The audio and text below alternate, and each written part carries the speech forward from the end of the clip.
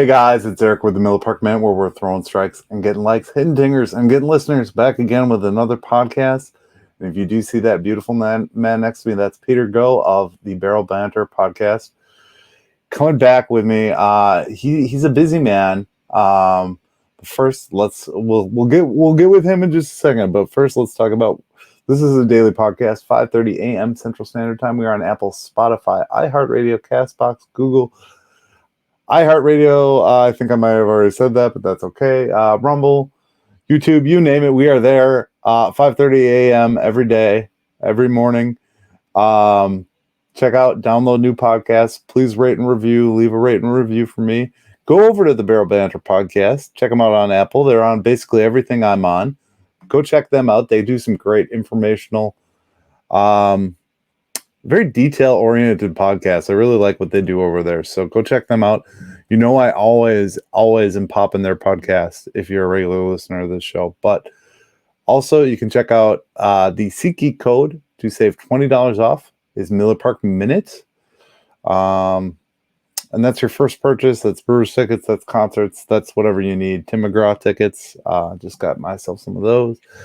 You can also join us on Patreon, patreon.com/Miller Park Minute. And if you want to join on YouTube, you can join below. And it's like a monetary donation. Get you a newsletter and some other information directly from me, direct chats. So that being said, let's get into it. It's Peter Go, brother of David Go. Older brother, I just learned. Yes. Yes. I was just saying, and I don't think you heard me. I was waving my hands in the background there. I was just saying, I'm like, I don't have the cool like voice intro like you do. I just have this janky music with the 30-second countdown. And sometimes I get it at like 5 seconds to go, and then I'm just like, well, it's go time, I guess. Yeah. So. I think any podcaster can relate to how to start a podcast. It's one of the I think it's one of the hardest parts. It's like we struggle with it as a pair in terms of how we start things up. But I think running it by yourself is probably even harder because you want to make it interesting, bring energy, but maybe make it switch it up every once in a while. That's probably one of the things that as podcasters we probably overthink a lot too.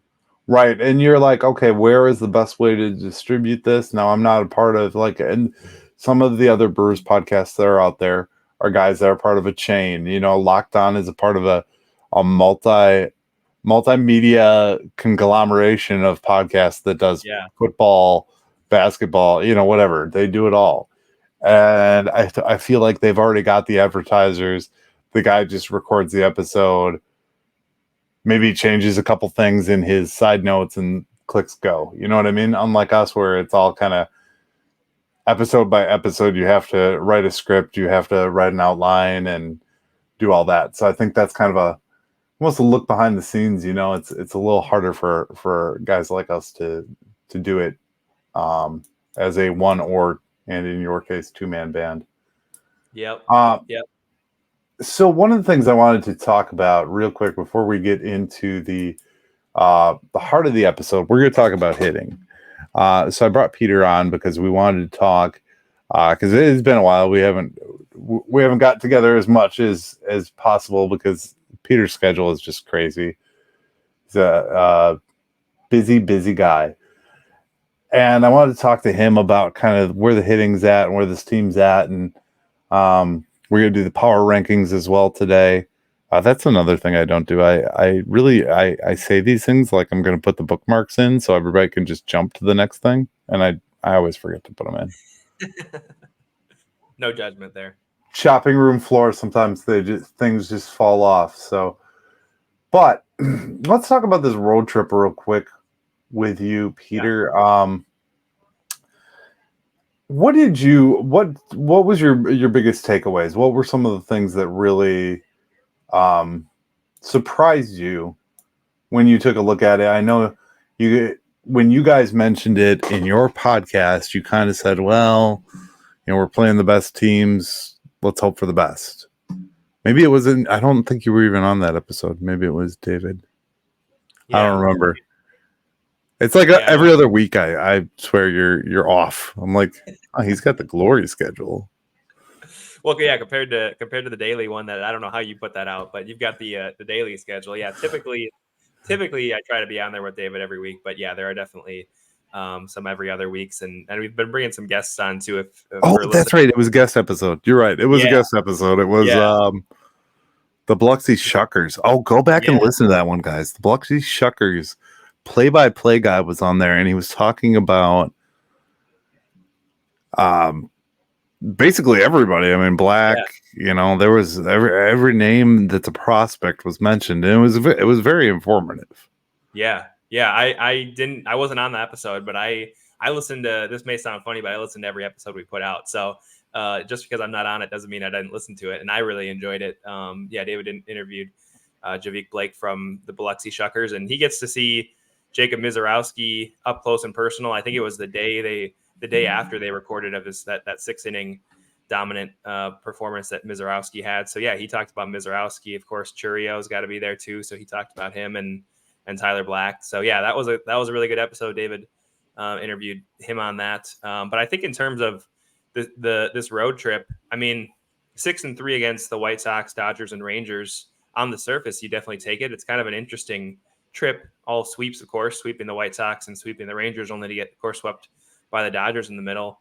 It sort of, my takeaway was it reminded me back to 2021 when the Brewers felt like they were in a really good spot going into the playoffs. We felt pretty good. And rather quickly, the Braves just sort of made quick order of us and wiped us out of the playoffs. And it kind of reminded me of that with the Dodgers sweeping us, reminding us like just how quick a season could go if we get into the playoffs. Like, you never know. And on the flip side, then we were reminded of the exact opposite. The Brewers sweeping the Rangers. I don't know how many teams have swept the Rangers at home in Arlington, but the Brewers did it. And so I think it just reminded me that, the regular season matters and everything, but you never really know what happens when the playoff starts. And the Brewers, I think, are going to rely a lot on Corbin Burns, Brandon Woodruff, and Freddie Peralta, probably Wade Miley in there too, and what kind of outings we get from them in the playoffs. And it could be, we could make a deep run with this team, or it could be a quick in and out. That was my big takeaway. Right, and I think if we look at the other piece of the rotation that's kind of unsung at this point is Adrian Hauser. What has Adrian Hauser been doing lately? I mean, I want his Cheerios or Wheaties or whatever he's eating before his starts. Yeah, he's been solid. I don't remember a time, and we could go back through his Baseball Reference and actually look start to start, but I don't remember a time that he's had as many strikeouts. He's never been a heavy strikeout guy. And what is it? The last 3 outings he's had a 7 strikeout. Didn't he do 9 or 10 prior to? No, maybe that was 3 starts ago. I want to say Freddie had 13. Yeah, and Freddie had it's crazy. Yeah. No, Hauser's been good, and like you said, he has had more strikeouts in the last 3. He's had 7, 6, and 5 against the Rangers, Dodgers, and Rockies, respectively. But it was funny. A couple of weeks back, when we were recording an episode, and Hauser had a couple of stretches, a couple of starts where he wasn't great coming back from the All-Star break. And we were talking about some of the pitching struggles. Like Figueroa had a brief stint there where he wasn't pitching well, and a couple other guys. And I remember Hauser coming to that conversation, and I said, the numbers say that Hauser hasn't had a very good second half, but I was like, I just feel like anecdotally, like it seems like he's pitched well just watching him pitch. And it seems like that has sort of corrected itself these last couple of starts, and maybe the ball bounced the right way. He's a guy who typically relies, like you said, a lot on contact and a lot on defense. So he's also a guy who's susceptible to the broken bat jam shot single that goes over Adames' head versus, the soft ground ball that ends up just right at somebody. So I think he's somebody that relies on the variation of baseball and batted ball more than other guys, and sometimes it's a little bit out of his control. But you're right, he's been really good. Surprising. He's been surprising, and I mean, we'll get to a little bit more on that in just a minute. But I think it has to do with some of the players that have potential opportunity to come in and fill that number 5 spot. Now, we all know that once it gets to the playoff, it typically comes down to 3 to 4 guys. Mm-hmm. And maybe he's playing thinking that, it's time to get a spot, time to get a little bit more money on a contract. I remember 2 years back, he had a really solid year and he fought the Brewers in arbitration, and I think he ended up losing. Was that last year or the year before? It was after, 2021 was his really good year when like everything clicked well for the Brewers. He threw 100 over 140 innings and a 3.22 ERA as like our 5 starter that year. Now, as we talk about this, the obviously the falter of this 3 series road trip was that middle series in LA. We have struggled historically with LA, and since 2018 we've been knocked out of the playoffs twice now by LA. Twice to wild card games, unfortunately. Yeah, because the Nats was a wild card game that they went on to win the World Series. Yep. It seems like if you're a team playing the Brewers in the playoffs, you're going to end up in the World Series. I don't know. That's just yeah. I forget. David and I went down this rabbit trail at one point, and it was kind of ridiculous. I mean, I know 2008 when we made our first playoff appearance in a couple decades. Then, of course, the Phillies went on to win it, and the Brewers just seem to have a knack for finding the team that either we're bad enough that we make the other team get hot at the right time, or we just, I guess, pick the short end of the stick, and we keep playing the future champions like the 21 Braves as well. It's crazy. Yeah. And maybe it's just drawing the short end of the stick there. So the next piece of this puzzle is kind of, we saw the hitting do really well in the series against Chicago. Then it fell off when we went to LA. Then it picked back up. What was it? It was 17 runs, 3 runs, 21 runs. How many did we score in the Dodgers series? Yeah, not a lot. Just a handful. I forget the exact number, but I mean, I think there was an interview of Burns after his outing, and he was like, I think he said something to the degree of like, we're gonna have to score if we want to win games. We're gonna have to score. We're gonna have to actually score some runs, which I think was a little bit of a shot at the offense, but he's not. Three runs in that series. Innings. 27 innings. That's crazy. I mean, and that's kind of what I wanted to focus on this episode, and that's what I sent you over to. Is now we're in a different time. This playoff window that we've been in since, basically the 18 Yelich Kane signing year, and the rise of Hira and everything we've seen in between has really not been about the hitting that we've had. I'd say more later it's been about the dominant pitching.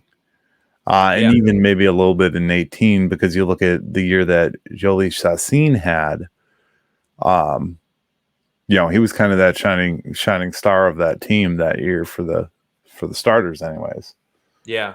Chassin was good as a starter, but we kind of had a hodgepodge. I mean, think about like 2018 was the playoffs series when like Gio Gonzalez was getting starts, Wade Miley, early Brandon Woodruff. So like, our rotation wasn't all that great, but it was kind of a fun team because we just knew if we could get through 4 or 5 innings, you knew you were, and we had a lead, like we were good because we of course had Hader and Knebel and Jeffress. And I was thinking about how much fun, like if it's more fun to have a team like that, or if it's more fun to have the team now where it's like, some games it's like the Brewers just need to score 1 or 2 runs and Burns, Peralta, Woodruff can take it from there and pass it off to the bullpen. But I don't know. I'm curious what your thoughts are. Do you enjoy more like the 2018 team that had the better offense and better bullpen, but not as good rotation, or the current team we have where the strength is definitely in the starting rotation?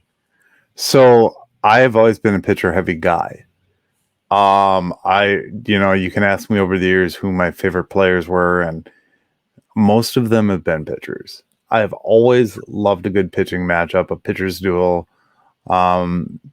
I'm very, very apt for no hitters and letting pitchers roll. And I think we've had conversations in the past where I'm basically saying, hey, I want these guys to roll out there. I know the new sciences and but I want to see more complete games, more no hitters, more perfect games, no pulling guys. I'm always pitcher heavy.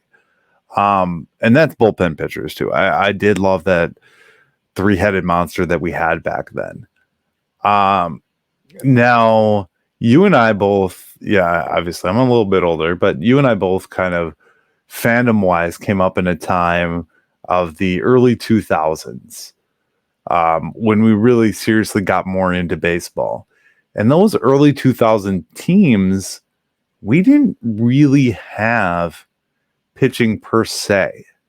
You can throw out the Randy Wolfs, the Sean Markhams. I mean, yeah, you dabble a CC Sabathia and a Greinke in there and a Jeff Suppan and all those guys, but none of those guys were what we have today. We were hitter heavy. I mean, when you had that homegrown stock of talent, your Ricky Weeks, your Hardy, your Corey Hart, Ryan Braun, Prince Fielder, those guys all came up together. And I think that's where the struggle lies in this team and where we are, because we came from, I mean, technically Ryan Braun's last year was what, 20? Yep. Or did he play in 21? No, 20. I think that was 21. No, I'm doubting myself. The COVID year. I thought the COVID year was his last year. Or did he play a little bit? Yeah. No, that was it. You're right. 2020. That was it. Yeah. Yeah. So really, I mean, Ryan Braun was the kind of the key focal point, and then you had Prince Fielder in there before he was signed away. I mean, before he went to go make big money. And so I think it's been in our mindset and in our minds that the Brewers hitting was always there. It's always been kind of a power hitting offense. Even when Yelich came in 18 and you had Lorenzo Cain, as much as he didn't hit home runs, you really did have a lot of power bats. And I think it's kind of gone away from that. And if you look at the overall of the team now, what we don't have guys that are hitting for a huge amount of power. Yes, if they show the graphic of the Powerball leaderboard, and you've got 19 or 18 for Adames. Where's the stat line? I don't have it in front of me, but you know what I mean. It's fine. It's fine. It doesn't matter to what I'm saying exactly. 19, but 19. 19. Okay. See, I was close. I was right in there. I was right in the wheelhouse. But you look at that and you say, okay, years ago it was a bunch of guys on that list, and it was always jockeying back and forth for position.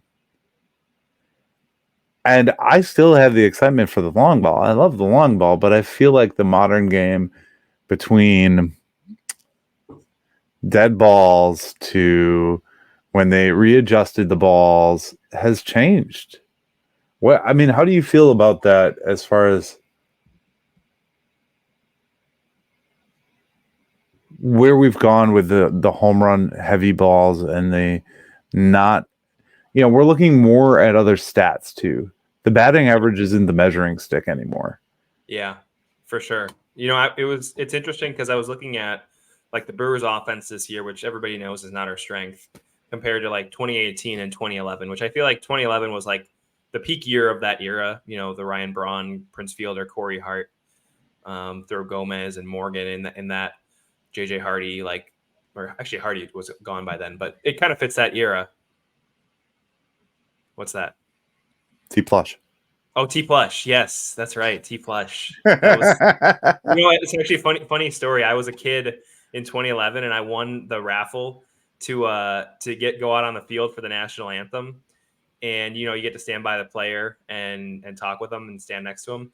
And so they were ordering us before the game, and I was trying to figure out who I was going to get lined up with.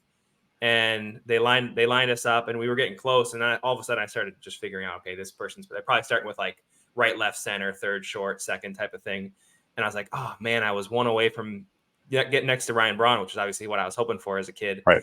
And then I'm like, all right, I'm in center. I'm like, at least I'm gonna get to see Morgan, like, because that was peak T plush. That was 2011. I was super excited, and then I found out Gomez was starting that day, and Gomez wasn't the Gomez of 2012, 13, 14. And I was like, I only get to see Gomez. And then it was funny because years later, obviously Gomez was the better player. And so I got to get out by him. I could barely understand him with his thick accent and being a kid. But I talked to him a little bit, and yeah, that's a good memory from 2011. But anyways, the T plush thing just prompted that out of me. But T plush was a good, I would say good couple years, but really he just had that one crazy good 2011. Right. But anyways, T plush just kind of threw me off. But I love no, that's great. I love the nostalgic moments that we have over these things. I can think of a different. I was thinking the other day when Scherzer was starting, I'm like, I was close to seeing a no hitter, and it's the closest I've ever got was watching a game with Max Scherzer. Now, I don't remember what happened. Something happened family-wise or something like that. But, like I had attended the game. I was a season ticket holder at that time. I had to leave. And I ended up leaving, and I was like, well, I still got the ticket. I can say I was there. Yeah. No one knows. I can say I saw Max Scherzer no-hitter. Well, goddamn Carlos Gomez broke the thing up. Yeah. Right after we pulled out of the parking lot, and I'm like, no, I was at a no-hitter. Yeah. That's funny. That I don't know if you remember this was like 15 years ago or something like that, when the Cubs were playing, I want to say, was it Cleveland at Miller Park? Zambrano, right? Yeah, Zambrano. I was going to go to that. David and I were going to go to that game. And last second we decided not to. And then of course Zambrano threw a no-hitter. So I've never seen a no-hitter at either. I was like I said, we were about to go. I don't even know what it was. I think we just were like, we'll just go another time. And then of course he throws a no-hitter. So I have yet to check that off my bucket list either. So that's right. What I'm hoping to get at some point. Yeah, for sure. Well, and at least the most recent no-hitter happened in Cleveland. So I mean, it's not like it happened in Milwaukee and we missed it in Milwaukee. You know what I mean? Yeah. Yep. No, for sure. But yeah, I was thinking about that. Oh, go ahead. I actually scored. A friend of mine went to a customer of mine went to the Sal Friedrich debut game, and I scored 3 tickets off of her from that game. And I'm like, oh, nice. I just gotta get them signed. They're party deck tickets, but who cares? They're still debut tickets. They got the date and I just need to go to a signing. Yeah, for sure. That'd be a cool piece. Yeah. So 2011, I was thinking about the 2011 team. And if you look at the offense they had in 2011, just to make it easy, if we look at OPS plus, like they had 5 guys who are above league average in terms of offense in 2011. In 2018, they had 7 guys who were above average. And this year, any guesses in terms of how many we've got this year? 3, 2. Yeah, 2. Christian Yelich and Contreras. And I think we got guys that have the potential to maybe do a little bit more, like a guy like Santana or Canna are probably like close to average type of. I was hoping for Monasterio. That's why Monasterio. I was hoping he was in there. It's kind of funny too with him because he's like the unsung freshman. They did this whole doc. They did this whole mini series on first timers, right? And it's the 3 big names. So of course, why wouldn't you do it on? Right. They didn't include Abner Uribe, which is kind of funny in retrospect. They didn't include Montessario, and I would almost say that those 2 guys have had bigger impacts in certain ways in certain games. Maybe not whole picture wise, but yeah, I'd agree. Montessaro's had some big moments for being a guy that I didn't even like going into the year. I was like, I don't even know who this guy is. Like, I was just thinking I don't think either. I mean, maybe David and I talked about it last time, but I said, I don't think any of us even knew his name when we did all those preseason episodes talking about Gus Varland and Piamps and Javi Guerra and all these guys that were coming our way. And you know, I thought it was funny though. I have to admit this because I said this the other day to the butcher. I said, it's kind of funny that they almost trolled us in a way by calling up, and I don't know if anybody else saw it, but I saw it. They called up Gus Farland a day before the Brewers came to town. Yep. I was like, that's a middle finger right there because we released him and let him go back. Way too fast, I thought. I thought the Brewers let him go real quick. Oh, yeah, I did too. Well, he took that ugly ball to the face. That was what ended his time with us, right? Yeah, I think he had a horrible outing after that. I forget what it was. It was like it was like a blow up, something or other. Yeah, it was horrible, and they just cut him after that, which I thought was too fast. But I don't know. Either way, right? All right, we've given a lot longer leashes to far worse players, which we'll get to in just a moment.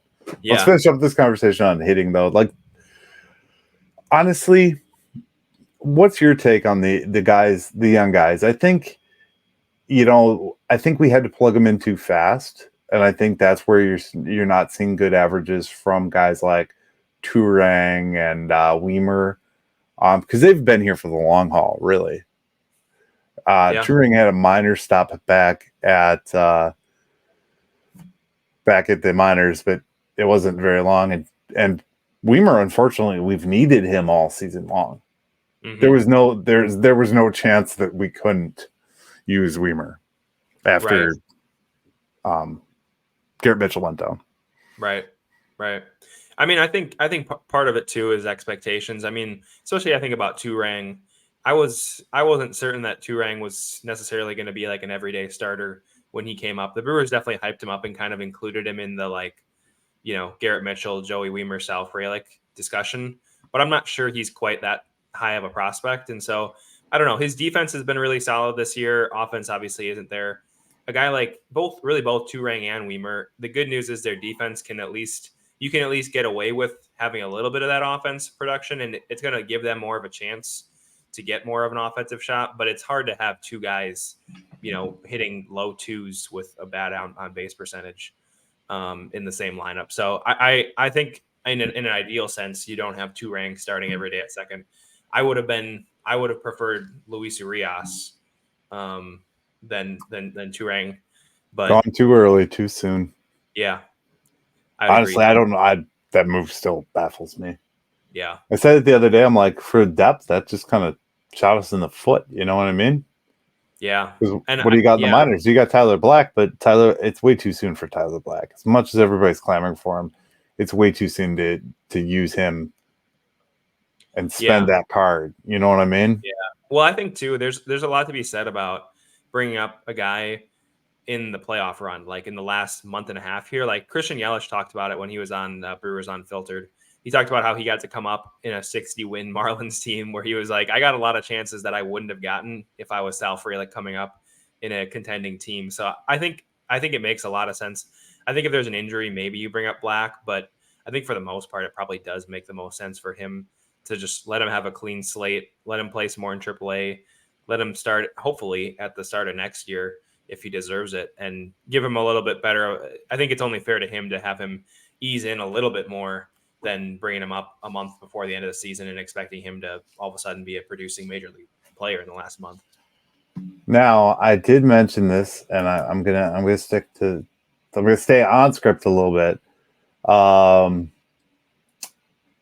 What are the three players? Oh, we didn't do the 5 players. Let's do the 5 most impactful players first, and then we'll talk about the 3 players that are kind of WTF Brewers players. Yeah, I think that'll be the fun one. What's your list? Who do you have on your list?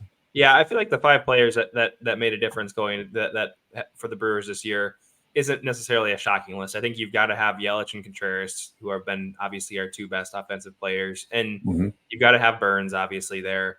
I think Williams deserves to be there, and so I was kind of looking at it like, all right, do I throw Payamps in there? Or do I throw Wade Miley? I decided to put Wade Miley. I think the expectations for Wade Miley weren't necessarily all that steep going into the year, and he's been, really consistent and consistently really good. I think we're underselling the year that he's had and the importance he's played, given no Eric Lauer, no effective Eric Lauer the whole year. in terms of lefties, and Brandon Woodruff go out for the majority of the year. Well, and I think that goes without saying too, because look at how quick he's come back. The old dog is the guy that's taking an injury, going out for 7 days, throwing one rehab start, and then he's back on the mound in Milwaukee 2 days later, you know? Yeah, that's true. Appropriate rest later. But he hasn't really spent that much time out. No. The only outlier I would kind of say out of your list that I kind of think has had a big impact and kind of underrated would be like a guy like a Hobie Milner or even a it's those mid bullpen positions that really Hobie's been one that's been pretty consistent across the board. I don't, off the top of my head, I can't think of any bad outings, and I think those guys get overlooked because they have, and you said, we've talked about pie amps a bunch of times. You make those mentions of these guys, and they're the superstar of the day when they, get Bryce Harper to strike out looking, Yeah. That's my best memory of this season so far. That was Harper was a statue for no reason at all. That was bizarre. Was so puzzling. I don't know what was going on. That was strange. Yeah, I'm still thrown off by that one. Yeah, I know. No, I think Hobie definitely deserves more praise. Lefty out of the pen always gets undersold for sure, but he's been really good, and I think the Brewers bullpen as a whole has gotten undersold because the Brewers rotation's been pretty solid. We know that the offense has been pretty bad, but in terms of we talk about this with Craig Counsell in the Craig Counsell era, the Brewers always outperform like their run differential and the fan graphs projections, like all those things. Brewers have outperformed them just about every single year in the Craig Counsell era, which I think is partially Craig Counsell, but I think it's also the fact that the Brewers have had a good bullpen pretty much the entire time from 2018 on. The bullpen's been at least a strength of the team. And so I think that that's continued to help the Brewers win a lot of these one-run games that other teams aren't winning. And I think it goes to speak to why they're so plug and play. There's been a myriad of names from 2018 to today that have been basically flipped in and out of that. I mean, you look at guys like Brent Suter, your Josh Haders, your God, you name it. We've had just about anybody and everybody, with the exception of Trevor Rosenthal. Yes. Sorry about that. We have never saw Trevor. Actually, I don't know if you saw that. For just a random gift for David, I bought David a Trevor Rosenthal player T-shirt for the Brewers last year after the trade deadline fiasco. Yeah, I remember it being mentioning it on the podcast. And he never played. So he was the best piece of that trade. Yeah. Or that free agency. Because he had the best WAR. Yeah, right. Exactly. I believe that's what you guys said, actually. To quote your episode. Yep.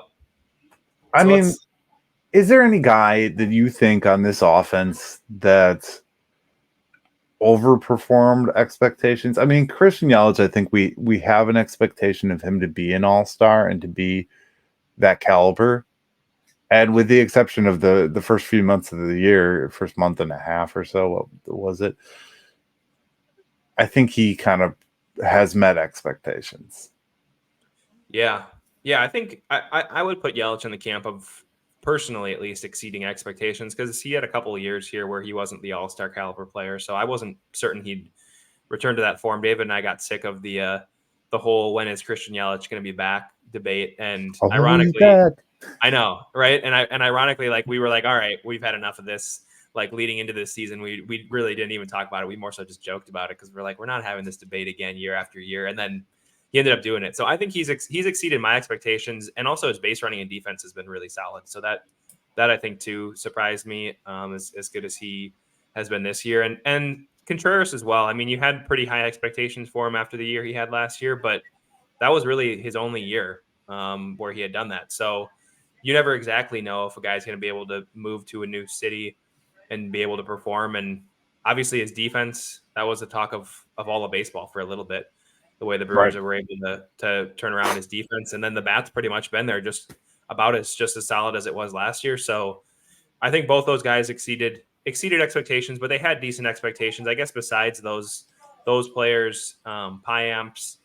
Andrew Monasterio, though, I mean, he's been about an average player in baseball. And like you said, nobody knew him. David and I do a kind of a nobody draft, a non-roster type of guy draft. Oh, I remember that episode. Yeah, at the start of the year. And he was a draft eligible player, and neither of us even picked him. So the funny thing is, like, he didn't even make the draft. He didn't even make either of our picks. Had one of us just picked him, he alone would have won us the draft because he's been out there every day. I saw a tweet out there. I don't remember what it was exactly, but I know he's played a ton of games in a row, and he's been out there and he's been really solid. So I think he's a guy who's way exceeded expectations, much more than Yelich or Contreras has. Yeah, for sure. All right, we're going to switch over to we got just a couple minutes left. You still got time? Yeah, we're still good. All right. So we're going to switch over to one of my favorite features of my Monday episode. I always look at what everybody ranks us on the power rankings. Now, power rankings are kind of now and of the moment. There's actually a show. I believe it's done by, oh my gosh, is it Bleacher Report or is it? Oh, I don't know. They curse a lot, though. It's one that I got to be careful when I listen to it if, I'm driving Uber. But they do a show every week about this, and I talk about it and just kind of make my comments on it. So this list has stayed the same, and we've consistently been in the top of the power rankings, so that's why I like talking about this. I don't know if you guys peruse these at all, but we'll start with Sportsnot has got us just into the top 10. And what they say here is a healthy Milwaukee rotation is firing on all cylinders.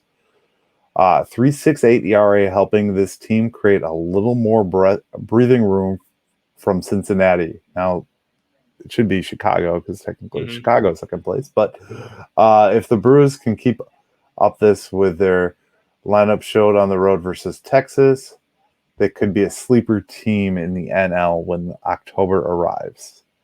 I like that. I like what they're saying there because they're saying, "Hey, we are underrated right now, but watch out for us." Yeah. I mean, and then you go down the list. You got Toronto on there. You got Philly on there. Tampa. Tampa's slipped quite a few spots, which is no shock. I mean, they were white hot from the beginning, and then they've kind of, they were going to taper at some point. Yep. Seattle up at 6 is kind of a shocker to me because they've kind of caught some fire.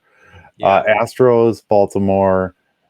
I think the writing's on the wall. Texas Rangers, who we just swept in their home ballpark.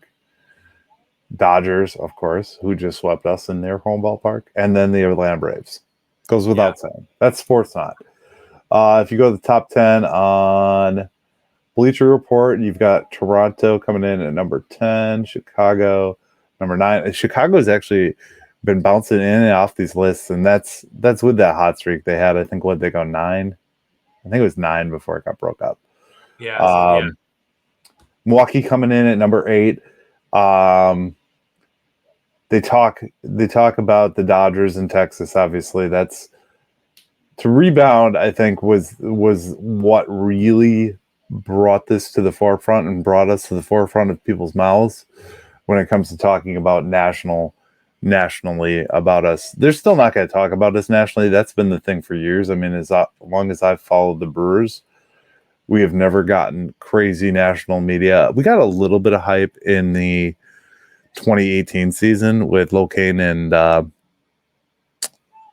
Yelich, but that's about it. And then my page froze on that one, so we aren't going to cover the rest of that one. Sometimes you just got to roll on. But if you go down to Fox Sports, Fox is one I always like to look at. They got Atlanta, Baltimore, Los Angeles, all the teams you expect. They don't move very much. They jockey position one or two spots each week. Seattle, but we haven't jockeyed that much position. I think our highest spot I can remember in recent weeks was 15. They got us at number 7 on Fox Sports. If the Brewers aren't hot, They're very warm. They've won 7 of their past 10 games, with 3 losses coming to the Dodgers. What's interesting about Milwaukee is 25-11 in one-run games, 43-46 otherwise. I think some of these numbers that they're throwing out are crazy. One of the things, as Adam McCalvey said in his most recent Brewer beat that came out today. By the way, I know your account is the account. Happy birthday to Craig Council 53, I believe, right? Yeah. If you follow Barrel Banter, what is it? Barrel MKE is your Twitter handle? Yep. They give all the current and former Brewers birthdays. Yeah. There was an interesting moment in their podcast. Go back a couple episodes when you go on their feed and listen to Tim Dillard kind of make fun of them in a small way about that. Just his comment. He was so kind of off about it, but it was it was great. That was funny. That was funny. Yeah, David's like, well, it's Gabe Kapler's birthday tomorrow, and he's like, Tim Dillard's like, how do you know that? David goes deep. He pulls out. I don't even know how he finds some of the stuff that he does. Like, who was it? Ned Yost's birthday was a couple days ago, and one of the fun facts he had on there was, or two of them. He worked as a taxidermist in Jackson, Mississippi after his playing career, and he apparently developed his power from working as a pot scrubber at KFC while he was in high school. I don't know where David comes up with these. He's got these private sources where he's able to pull out these random facts that I don't think anybody else knows about Ned Yost. Inside information. Yeah. David Go's got the inside information. So yeah, he's a gem. Anytime you get him on the microphone, I'm actually looking to do a reunion. But he's always good, and I think you guys ran into him up in Appleton, if I remember correctly, right? Yeah. We were at the Woodruff start in Appleton and saw Tim Dillard, and Tim, he's awesome. I mean, we just literally said hi to him. David and him went back a little bit of time and did a video together. Back when Tim Dillard played for the Milwaukee Milkmen. David was honored to be on one of his famous Dim Tillard videos that he used to do. What is that called? The Dub Smash video. David Dub Smash was the name of that trend. So ran into him, and we were like, hey, could we get you on the podcast in the off season? Tim's like, how about tomorrow? Let's do it tomorrow. We're like, all right, we'll be there. So yeah, that was awesome, and we had a blast. And if you want to hear his story in terms of his playing career, which I had never heard about, it was interesting to hear his perspective growing up and playing close to 20 years. And he's become that voice, and I think he's there was actually a glitch during Sunday. So yeah, Sunday's game, there was a glitch in the Valley broadcast. Yeah.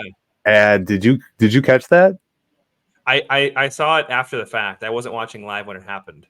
So then they were screwing around in the booth because there was no audio, and they knew there was no audio. So Tim was actually calling the game, doing the play-by-play. Brian Anderson was letting him do it. And then they realized they were back on because the audio, they backpatched it somehow or whatever. They fixed it essentially. So then Brian Anderson let him continue for the rest of that half inning. And then he took back over and he goes, well, I don't want to lose my job here. So I'm going to take back over here. Yeah. Tim's good on the mic. He's good. I think he might have a long future in Milwaukee. He's one of those Milwaukee guys. As much as he didn't play a lot of time, he'll be around for a long time, I feel.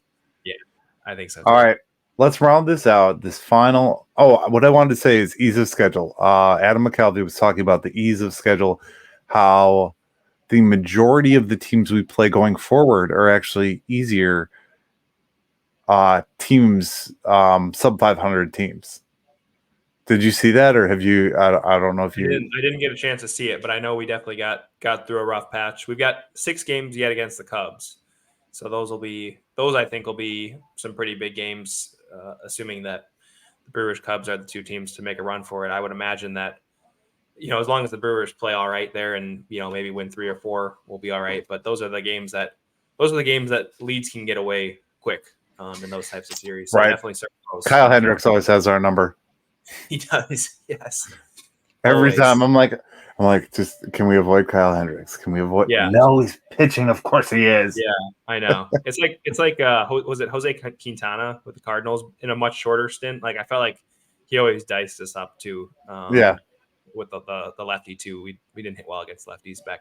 Well, we still don't, but yeah. Yeah, we were on like I think it was like Kyle Loesch and Jeff Suppan when they were Cardinals. They also both owned us. So And then yeah. and then we signed them, and then they just became hot trash. Yeah. Good times, good times. Yep, absolutely. I mean, nothing like Matt Garza, but let's not go there. So MLB final we'll finish up. Final ratings here. MLB's actually got us just inside the top 10 at number 10. Usual suspects at the top, obviously Braves, rocking and rolling. Yeah. Braves and Dodgers, the two teams that are kind of been our kryptonite. So, I mean, it's hard to believe that we've been a first place team because I feel like there's been so much trashing and so much negative on this team, and like the negative gets the majority of the attention. But here we are, man. I mean, it's almost Craig Timber. Yeah. Check your watch. I know, it's almost right? there. It's almost here. Yeah, I know, right? And yeah, the offense has been bad, and yet we've got what, a 3-game lead, 4-game lead? 3 as of today. Yeah, 3-game lead in the division, and we're the healthiest that we've been the entire year. I think. I mean, we're still missing guys, Mitchell and Nashby and others, but like we're still missing guys. But we're the healthiest we've ever been. I think the Brewers have a lot of things going for them. I know Baseball Reference has them at 80% playoff odds. I know Fangraphs has them high 70s. So, I mean, it's seeming like the Brewers are in a pretty good spot. And given, at the start of the year, I think if you said the Brewers would be in this spot around this time, you'd be like, all right, yeah, that sounds sort of likely. But given the injuries that would have happened and the just falling off the face of the earth we had for Rowdy Tellez, Jesse Winker for a good chunk of the season, Willie Adames, like to be in this spot, Brewers have to be pretty happy. I'd say that. Yeah, I mean, and that's exactly this season. We go back to when we did season preview episodes, and we talked. I mean, I did 70 or 80 episodes before the season even got underway, and I was talking about completely different subjects than I've covered during the season. Yeah. And there was a point where I thought Tyler Naquin was going to make this club, and Luke Voigt. Do you remember that Luke Voigt was a member of this club at one point in time? I know. Those were the number 1 and 2 picks actually in our nobody draft. I went with Naquin first, and then David picked up Voigt. Neither of which played much of a role, but at least much Voigt was past like the first month of the season. Yeah. Well, Darren Ruff's still a Brewer. Yes. Darren Ruff. Yeah. I mention that every time I do an injury update because I've done so many injury updates, obviously, this season. Yeah. And I'm like, Darren Ruff. And he's still, I think New York's paying for his contract. Yeah. Giants. Was it the Giants? He was with the Giants, but I think New York was paying him because he was mentioned in the free agency or the trades. And it actually said that he was still on the Giants, but he was on the IL on our team the whole time. Oh. So it was kind of funny. Just a brief thing. But hey, it was great to have you on. Go check the episodes that we mentioned, plus all the others. What's your most recent episode? What happened this week? Yeah, most recent episode was when we brought on Javik from the Biloxi Shuckers. So definitely, if you enjoy the Brewers, hearing about the Brewers prospects, none better to hear from a guy who sees it every day, and gets to call games. And it's Monday. You didn't record yesterday? We did not record. Actually, David's currently traveling out of the country, so this will be our weekly episode. So no new episode coming out this week. Actually, I'll just tweet out my episode and say that it was yours. I will actually, with your permission. I'll throw it on. Yeah, no problem, man. Anytime. Yeah, absolutely. You've got a loyal audience. They're number 2, only to Locked On. He's got advertisers and big budget. So. Hey, if a little guy like us can get to number 2, in I believe it was the Apple ratings. I went back and checked the Chartable after you guys mentioned that in your episode, and I was like, hey, look at that, they are good for them. yeah, we were surprised, and it's been a lot of fun. We've been doing it.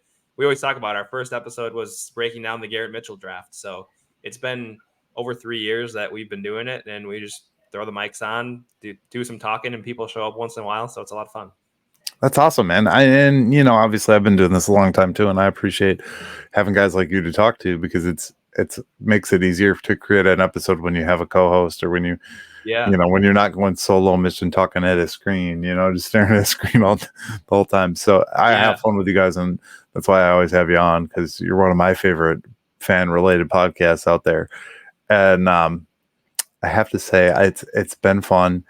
But I'm sure, I can definitely assure you that I am the only Brewers fan created podcast that was ranked #1 in the UK for baseball podcasts earlier this season. All right. There we go. Where's the UK following from? So there's a guy on Twitter, UK Brew Crew. Yeah. And I brought him on for an episode, and I don't know what I titled it. I just must have magically hit that algorithm. And this was like a random email out of the blue. Like, it was on some chart site that I signed up for. And they're like, "You're #1 in the UK for baseball related podcasts." And it was like preseason. And I was like, yes. Yeah, it's pretty cool. I mean, too, when you think about, you know, even when you've got hundreds or thousands of people that have listened to episodes, you know, I don't take that for granted. It's pretty cool that people take the time to listen to our bantering back and forth. It's, like I said, we just kind of turn the mics on and do some talking, and people show up. So right, it's something we're passionate about, so we just have some fun with it. You know what I mean? Yeah, and we get to meet some cool people too, especially as we brought on more guests. I've enjoyed that, and I always enjoy getting on your show and getting a chance to get to know you better. So it's been a cool opportunity just to get to know a bunch of other Brewers fans, and Brewers fans are good people all around. Exactly. That's exactly what it's about. So hang tight with me. We're just going to give it a quick wrap, and we'll finish up here. All right, guys, that has been Peter Go, co-host of the Barrel Banter, the brains behind the operation. I don't know. Don't quote me on that. I don't want to offend David, but go check them out. Follow them Twitter. David's got a Substack that he put some time into. David puts a lot of time into this thing. Not that Peter doesn't, but Peter is a working man, not a college student. So go check them out on all the platforms and give them some love. Tell them Eric sent you. Rate and review them. That's important to all of us. Like, subscribe. You know what to do. As always, we didn't even talk about the. It's okay. Whatever. I talked about it like yesterday, I think. I don't remember. We didn't talk about the Twins. We'll beat the Twins. It's the Twins. Whatever. 2-game series. We got Burns throwing one of the games too. Burns and Miley. We'll be good. It's like an automatic. All right. But that's all we got for today. Thank you. Go like and subscribe to their channels, and of course this channel. And have yourself a great rest of your day. Go Brew Crew. See you in the next one.